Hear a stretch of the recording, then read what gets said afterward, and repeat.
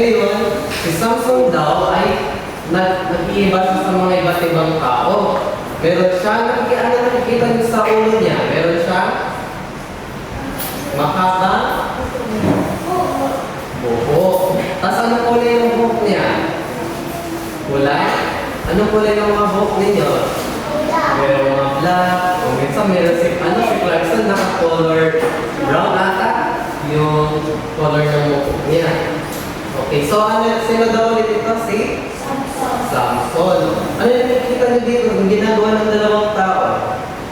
Siya ay hingikila. Kaya, ngayon, ano nakikita niyo? Para kapag sa tag-of war, ano yung sino yung manalo? Siya yung malakas. Okay, so sa tingin niyo, sino yung mananalo dito kapag sila yung nagkilaan? Si Samson, tama. So si Samson daw ay pinakamalakas sa kanila. Siya yung merong malakas na pangangatawan, malakas din siyang magbuhat, gano'n. Tapos si Samson daw ay pinalakas daw siya ni Gad. So si Samson si Gad yung nagbigay ng kalakasan kay Samson.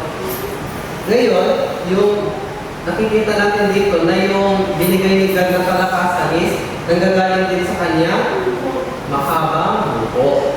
Ngayon, si Samson ay pinakamalakas dahil sa kanyang mahabang buhok na binigay ni Gad. So dito naman sa next page, ano nakikita ninyo?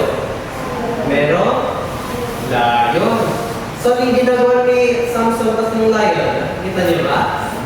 Sila ay nag-aaway. Okay, so sino sa tingin niyo yung mananalo kapag naglaban sila? Daw, si Samson ay naglalakad.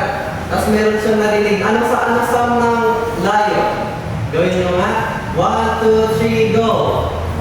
O, para makina. Sa pa. 1, 2, 3, go! Roar! Sa pa, doon sa likod. Anong dito sa ano? Bago muna natin sa rin yung bago.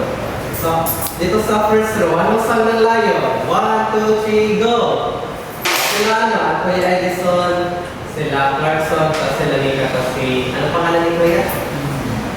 Okay, so, banggitin niyo nga yung sound ng lion. 1, 2, 3, go! Roar! Para makina sound. So, lahat na lang tayo sila, lakasan niyo. 1, 2, 3, go! Roar! So, yun yung sound ng lion daw. So, meron siyang narinig na roar. So, kapag nakarinig kayo ng roar, tapos, ano yung naisip niyong hayop na nakikita natin sa paligid tayo? Mga aso. Pero kay Samson, ang dumating sa kanya ay lion.